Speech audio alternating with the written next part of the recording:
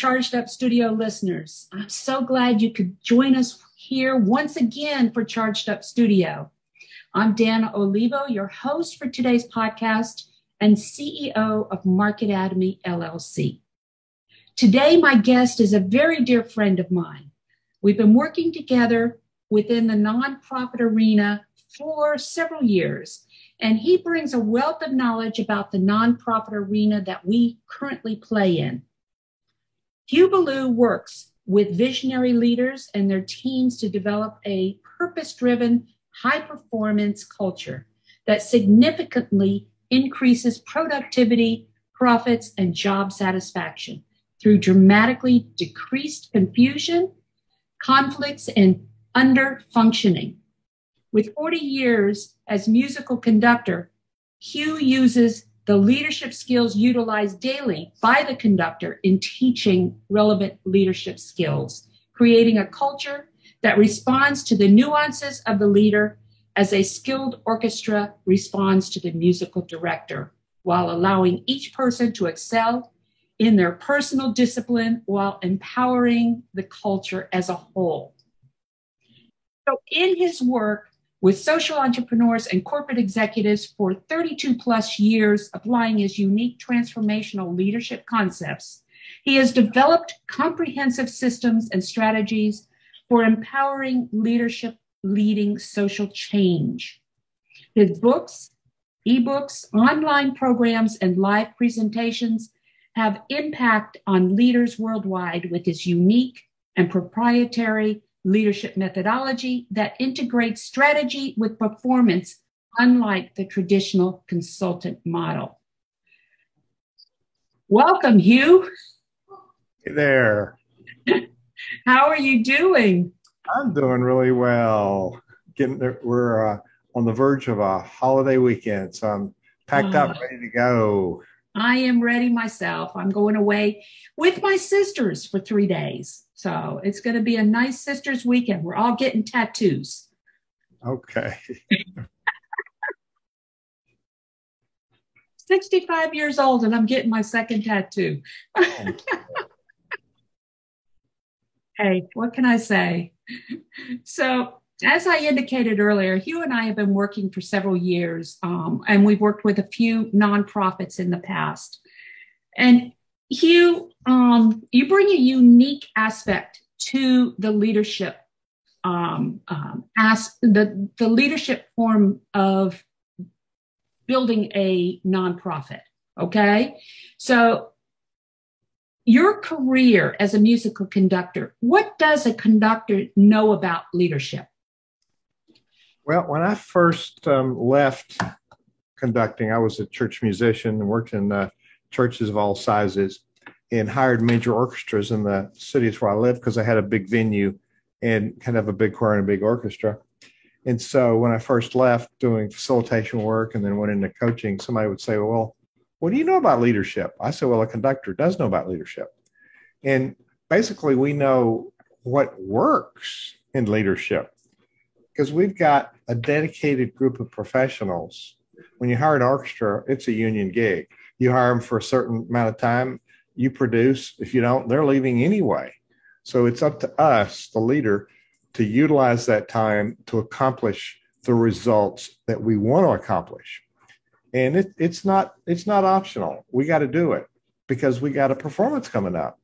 Now, in business and nonprofit work, whatever our organization work is, we must focus on results because it's about the impact, especially in the work of synagogues, churches, nonprofits. It's the impact of our work. We're in the transformation business. We're transforming people's lives. So one of the main misconceptions about leadership is that the leader is a dictator. The conductor is a dictator. You tell everybody what to do. Well, let me tell you, I got this little white stick and I've got union professionals. I can't make them do anything. Right. What I can do, however, is I can influence them to perform to a higher standard. So it's the results are a reflection of the leader. The culture is a reflection of the leader. and it's built on relationships. So I'm able to help people. Maybe they've been in a choir or an orchestra, maybe not, but most everybody has seen a choir or an orchestra and they understand the dynamic. And what happens is that we create a space for everybody to perform at a higher level. And as you know, the conductor doesn't play the parts, doesn't play the instruments.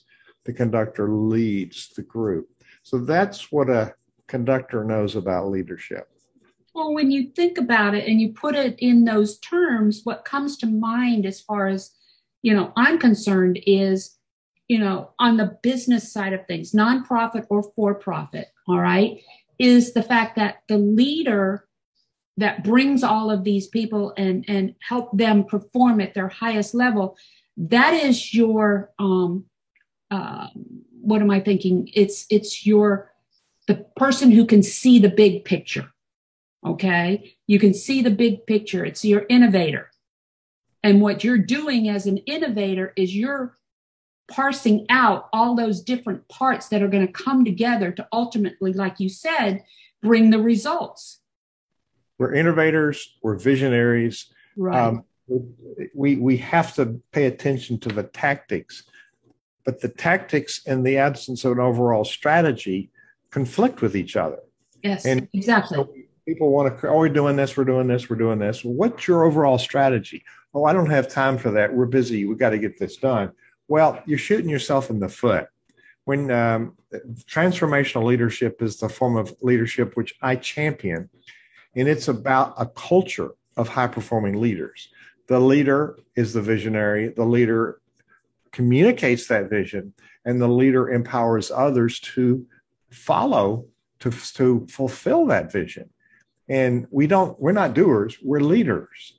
We Right. certainly can do. We know how it's done. We observe what's going on and we make corrections, but we point people toward results and we empower them to get there. Exactly. So you talked a little bit about the innovator, the leader, and the tactical not working without the strategy and things like that. We can't do tactical elements. We can't incorporate those tactical action steps unless we know where we're going. And that's where your strategy comes into play, right? We can put them in the work, but we have so many. There's going to be conflicts and they're going to cancel each other out if we don't have that railroad tracks of the process that we put into place with a strategy. Now, in my world, a business plan is a financial document. You have an executive summary. When you're first looking at funding, let's picture, okay, give me your plan. Okay, the business plan talks about the business. Now, we're in the profit of church. We're in the business of church, business and nonprofit. It's a for-purpose business. Right. The other side is a for-profit business. We are called nonprofit because that's not the goal. However, we do generate revenue. And you've said before, that what people don't understand is nonprofit does not mean you're not making profit. And people get hung up on that. So I just say proceeds. We have to have a positive cash flow. We have to have proceeds to fund the operations. And we tend to minimize the fact that we need to generate money, but we struggle with paying the bills. Right. And so the word nonprofit in itself is a danger because it puts us into this scarcity thinking when we really need to have an abundance mentality because we have abundance. And money is a renewable resource. We have plenty of volunteers who would connect with their passion if we're able to tell them why it's important. And here's what you can do because we have a strategy. And that way it's also the strategy is an engagement tool. Right. So boards sometimes come together and they talk about goals and they go great and they leave. Well, everybody on your board ought to be tied to a committee with a goal related to the organization's goal. Right. That way there's a movement forward. Transformational leadership was modeled after the military. Whether you support the military or not, it is a system that works. You can't micromanage people in combat. We can't micromanage orchestra players or singers in a concert. We must do our work ahead of time. And so the fallacy in organizations of all kinds And the downfall of leaders is we're going to manage it as we go. Well, we have to rehearse, and we're on performance every day. Right. And there's things we do in music that we don't do in enterprise, like the best ensembles in the world rehearse for every performance. Well, Dana, have you ever attended a boring, unproductive meeting? Yes. And the people there think, oh, well, this is normal and we're going to get things done anyway. You're setting a low standard and you're installing the DNA of low performance when it ought to be just the opposite. And that's exactly it. You know, like I said, we've worked together before, and you know, I've assumed the role more on the tactical accountability side of things, because that's where we have found that a lot of nonprofits run into problems. What's the biggest challenge leaders face today? Let me expand on that, Nana. In the strategy, you define where you want to go. You have your goals, you have your action items, you have who's assigned to them. Now, that's a piece of paper. Yeah. And so where the handoff is with you is you have tracking mechanisms, you have project implementation, you have ways that people can have accountabilities. Well, we're afraid of accountabilities when accountabilities are the magic piece that makes it work. Right. As a matter of fact, I've reframed the SMART goal, specific, measurable, accountable. That's the missing piece that makes it work. Right. It is realistic because we have resources to do it, and it happens in a specific time. So having a person that's a process person like you to nurture process. We want to think accountability is a baseball bat when really the other side of accountability is when you state with the group openly where you're going as each committee or person on the staff. People know how to support it. And people can say time after time after time when I have multi-committees working together, oh, give me that piece. I can do it as a result of what I'm already doing. Right. So there's independence, but there's also an interdependence. So the biggest challenge, I think, that's one of the pitfalls of leadership. But the biggest challenge, as you ask, is leaders thinking they know leadership, and they think it's an arrival point rather than a continuum of ongoing personal development. So our personal growth is essential because our organizations will not grow if we don't grow. So the biggest challenge is we get sucked into the vortex of activities and don't segment our day. We don't balance the work time, the planning time, the thinking time, the revising time, the nurture time with the team. We don't segment our day into the components that make things work because here's the number one default of leadership. We over-function. I see it in every segment. Leaders do things that others could do. Right. And in a volunteer organization like a religious or nonprofit, you're taking the opportunity from somebody who could fulfill their passion. And we think we're helping and we're not bothering them.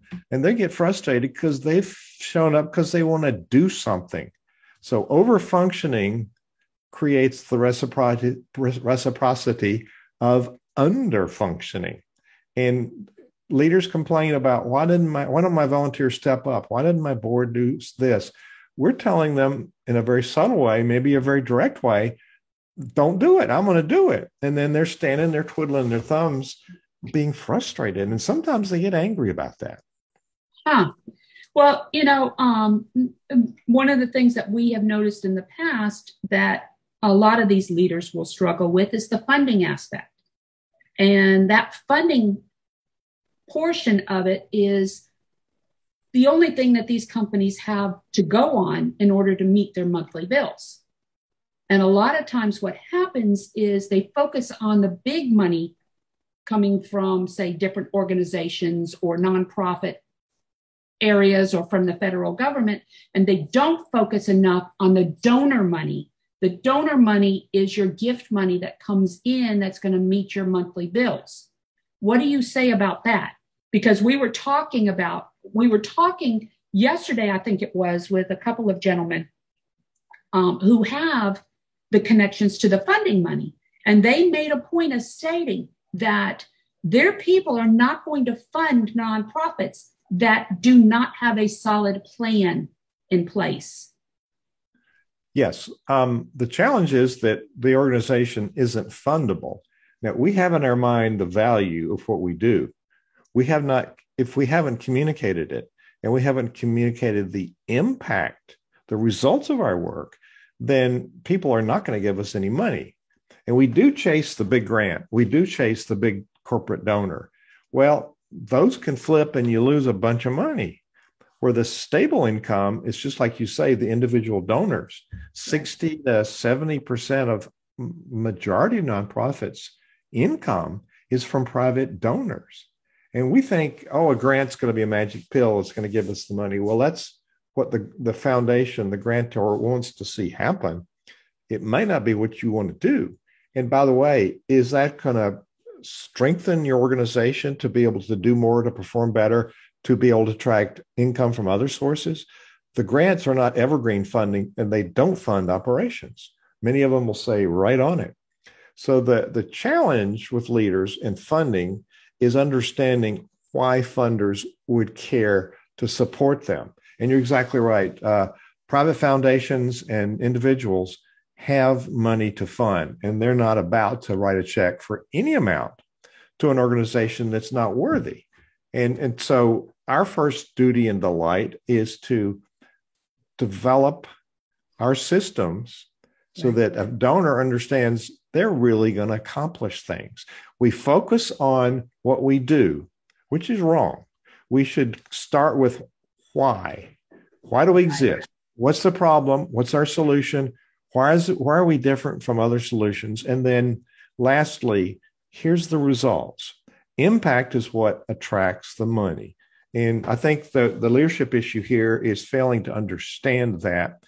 And you've got to do the work of defining those pieces. And I hear people say all the time, well, I don't have time to write that plan. There's work to do. Wait a minute. You complain you don't have money, but you're not willing to do the work to attract the money. What's wrong with this picture? There's an upfront cost of the heavy lifting and the planning piece, and then you give it a trial run, and then you get better at telling people, we're not asking for money. We're telling people that this is a good way for them to leverage their assets to see the results they have a passion for. Exactly. You know, and these donors don't necessarily always come with funds. They may be coming in with their volunteer hours. You know, you've got to look at these donors in several different categories, right? I think the umbrella for this is supporter. You know, there's three. We always ask for time, talent, and money. You say your treasure, time, talent, treasure gets the 3T alliteration there. It's multiple, and people can do all of those or any of those. Mm-hmm. Yes, no, definitely. So what is the most damaging misconception about leading? Well, that it's about what we do. And it's really, and then it's about power. We want to lead. Well, I'm the boss. I'm the conductor. I got the stick. I can make you do things. Well, if you beat up on the orchestra, they're going to get even in rehearsal. And I've seen very famous conductors get embarrassed because they were really mean to an orchestra in rehearsal.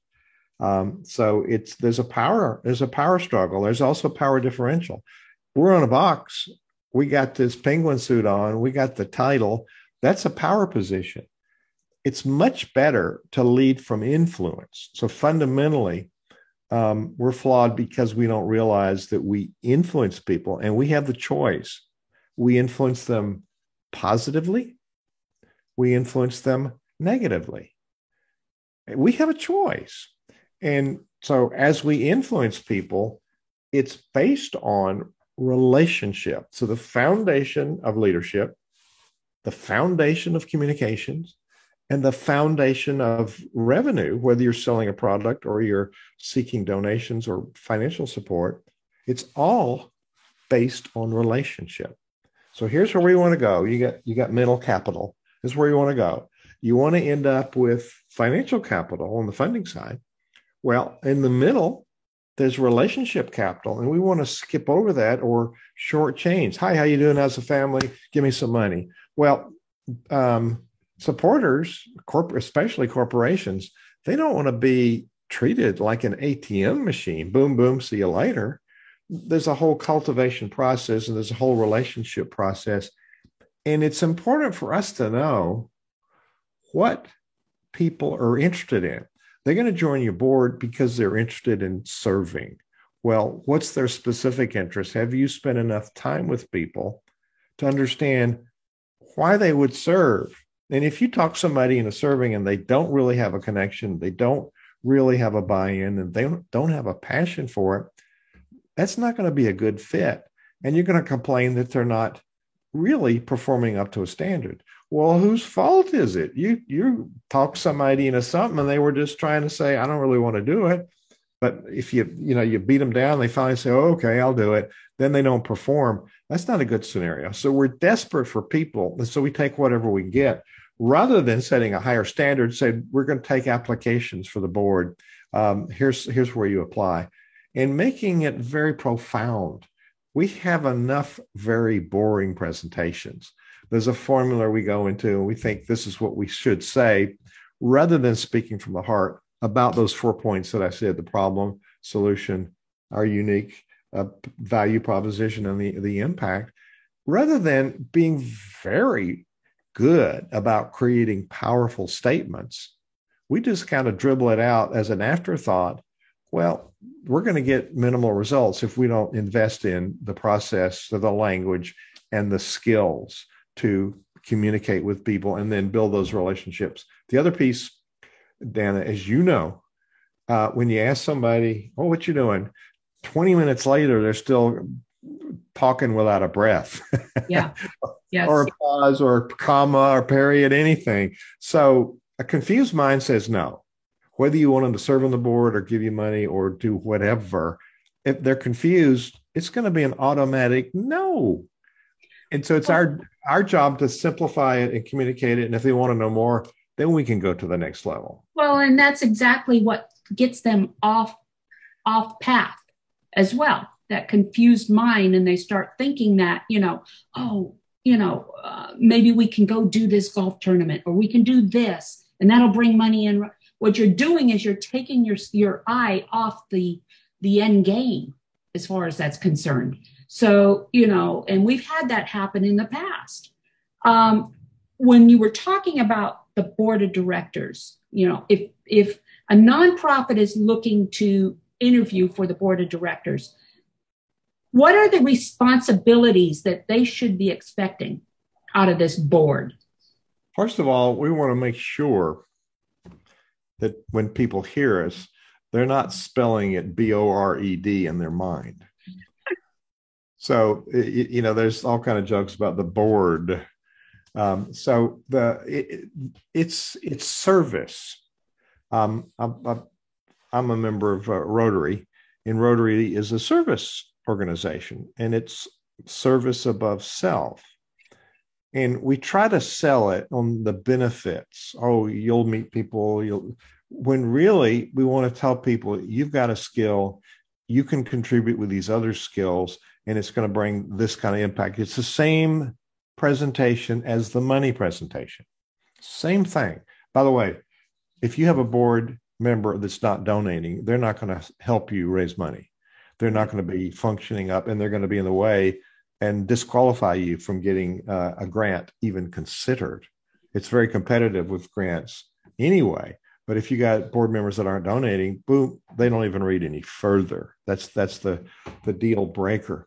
But it's a partnership. People show up, and it's just like hiring somebody for a staff position. They have a position description. So I'm the treasurer. So we want you to apply for the treasurer position because they apply because it needs to go before the board and voted on. So apply for this. We want to present this to the board. Well, here's your role. We don't think about this, your role and your responsibility. Mm-hmm. So the treasurer is to fine-tune the reports from the bookkeeper, from the accountant, present it to the board in a fashion that the board can understand it and interpret what those numbers mean. They don't keep the books. They don't raise the money. They are the person that looks at the money and presents it to the board, because the board is responsible for what happens to the money. And if they don't understand where the money goes and the flow of the money, they don't understand, one, the need for more funding. They don't understand where it all went, and they don't understand how many days you got left till you're broke. So there's a number of ways that board members who are not financial specialists, as a rule, need to understand the financials. And back to what I was talking about before, you don't give them 20 pages or 90 pages of printouts. Give them a summary sheet and then some details. And then if they want more, then you can provide details, because our financials in a nonprofit are public information. You can find a 990 form, a tax form, on any nonprofit online. So we have this transparent accountability, which is a good thing. It's a real good thing. So the role and responsibility of the treasurer is very specific. It's written in the bylaws of the organization, and we voted on it as a board. The board runs the organization.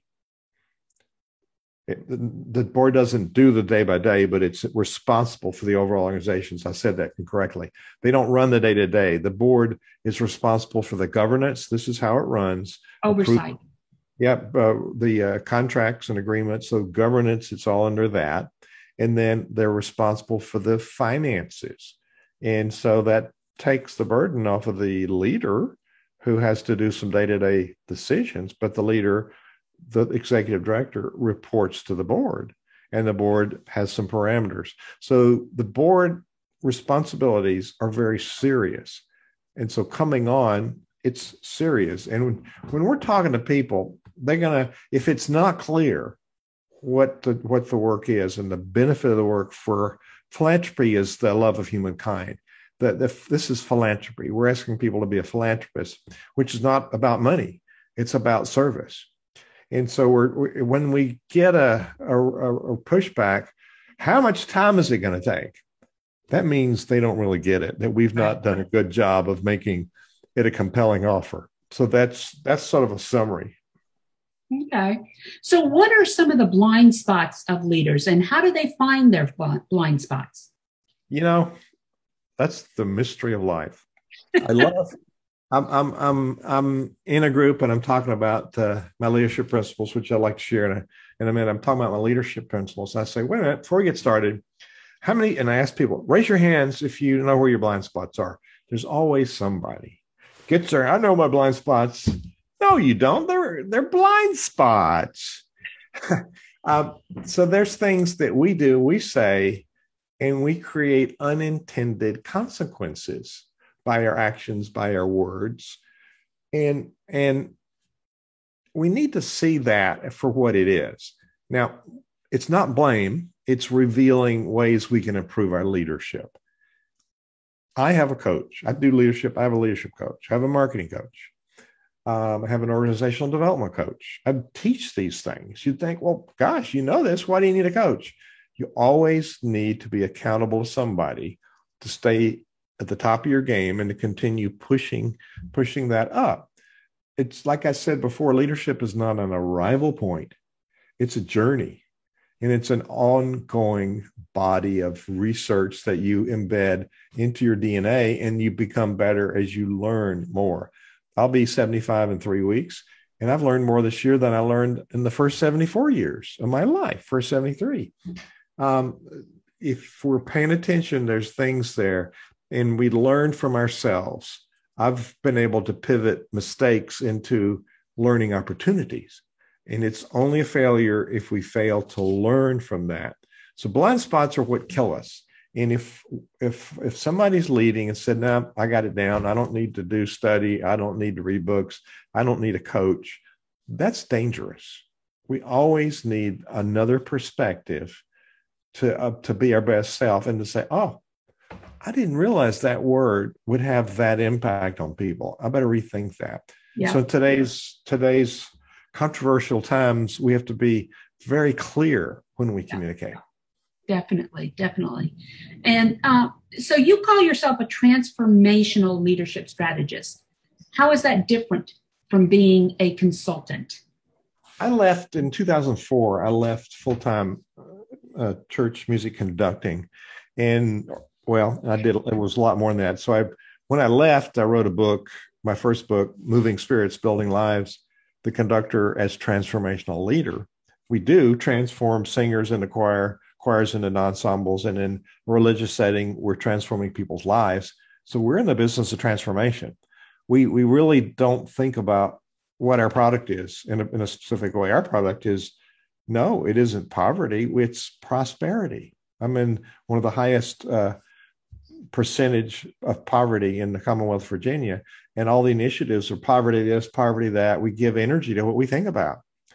So I left that, and I studied facilitation, got certified in facilitation, learned how to run meetings that aren't boring, that are productive, that people really enjoy, and they say, when's the next one? Well, most people think they know how to run meetings, which is a huge blind spot because they've never been in a well-run meeting. It's like running a rehearsal. You run it toward results.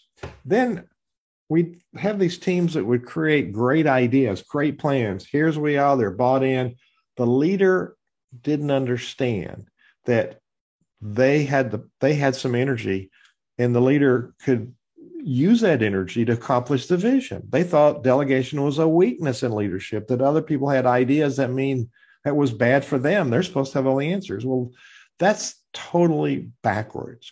So then I went into thinking about leadership coaching, which I studied coaching and got certified in coaching. Then I realized, well, it's really not about coaching. It's about the strategy and the integration of strategy into performance. Now, that's a leadership continuum. How do we clarify the plan? How do we get buy-in with the team? Then how do we take these little dots on paper and integrate them into beautiful sounds? How do we take these words on a piece of paper we call a plan and make it work? So you got a piece of paper. It's your job to integrate that in a performance. So it's transformation, it's leading, and it's strategy. So put those together. And people say, what is that? So that's a long explanation, but it's the ability to create the strategy and integrate it into a performance like a conductor does.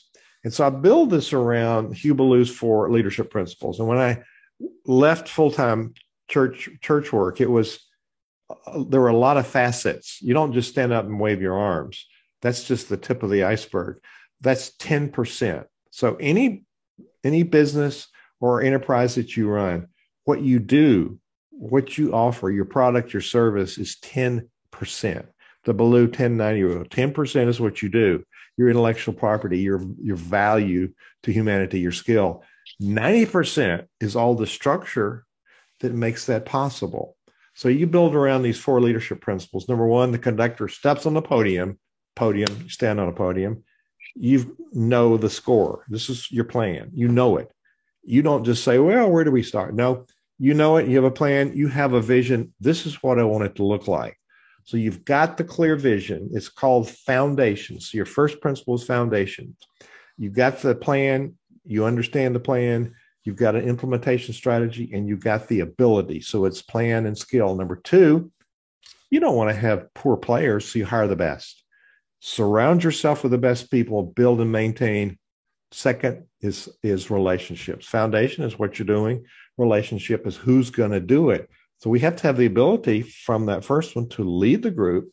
So you get worthy work, you get good people. And 3, when we put them into systems that don't function, like bad meetings, like the annual review, like the hiring process, we have a lot of low functioning systems in every organization. So this one is rehearse for success. So the music term, know the score, hire the best, rehearse for success. If we constantly have poor systems, we're building the DNA of low performance. How do we expect to have a high performance result if we award, well, they're volunteers, we have to be nice to them, I don't want to criticize. I work with volunteers all my life. I've fired volunteers. I've asked volunteers to step up. They don't want to do poor work. So we have lots of erroneous assumptions, myths we tell ourselves. No, we want to have people at their best. They want to be at their best, and they want to create good results. So we've got worthy work, the foundation. We've got good people, relationships. We've got systems that we can now function in. And the 4th one makes those 3 work. That's balance. There's rests in music, so value the rests. There's dramatic places. It's not absence of sound. It's where we get clarity for all that emotion and we set up the next place. So value the rest. If we work all the time, people brag about, oh, I work 15-hour days, 7 days a week, haven't had a vacation for years, brag about it. No, you're burned out. You're not as good as you could be. So pace your day, pace your life, draw some boundaries, personal and work, spiritual, mental, physical, our whole being, balance that and schedule. You're working here, you're planning here, you're evaluating here, you're working with team here, and you're playing. Maybe you're going to rest. All of those components are on your schedule because all of those contribute to your success. So foundations, where you're going, relationships, good people, systems, make it work, and then balance. Make sure you're the best leader and you're prepared and you're capable of going and you're rested and on. Excellent, Hugh. So we're coming to the end of another episode. Hugh, one of the things that we like to do at Charged Up Studio is to periodically rope our most interesting guests into agreeing to a 40-minute webinar for those users who would like to learn, some of our listeners that would like to learn a little bit more. Is this something that you would be interested in? How can I say no with everybody watching? I know, and I just put you on the spot here, huh? So, Sure. Okay, good. Well, you heard it here, folks. Hugh will be joining us again soon through my organization, Marketatomy, to present a more in-depth webinar for those who are interested in learning more about both Hugh and his organization's Synervision. Check with our event calendar through Marketatomy Academy to find out more about when this webinar will take place. We should have it finalized within the next week or so. So Hugh, any last minute words of wisdom or something you'd like to offer our listeners out there? Well, the famous quote, and I can't remember who said it, is you think you can or you think you can't, you're right. So I think that was Thomas the Train. Oh, was it? Yes. I think I can. So Napoleon Hill discovered when he interviewed all those famous people that they had this no-fail attitude. They had a clear vision, definiteness of purpose. They had a worthy project. They surrounded themselves with good people, and they had this no-fail attitude. We will succeed. And that, your energy, your focus, your planning gives energy, and it actually attracts results. So you program your mind with those positive results, and it's going to happen. It's happened to me over and over. Things that should never have materialized happened because I had done the work, I had shared it, and I knew it goes beyond believing. I knew because I'd done the work, it was going to happen, and it has materialized. So believe in yourself, do the work, and know that you're going to succeed. So can you tell our listeners how they can get a hold of you if they'd like to? Well, HughBallou.com, HughBallou. And if that's the Synervision business website, and if you're in a nonprofit and you want to look at our community, it's nonprofitcommunity.org, nonprofitcommunity.org. In all of those places, you can find my contact information. I'm very visible, Dana. Oh, I know that. Well, I want to thank you once again, Hugh, for joining me today on Charged Up Studio to kind of, let's get it out there as far as nonprofits and what abilities that they have. Please make sure to leave a review on whatever podcast delivery platform you are listening to us today, or go to Charged Up Studio, to our Charged Up Studio Facebook page and leave a review there. We appreciate you once again for joining us this week. Thank you, Hugh. And that is it. We'll talk to you next week.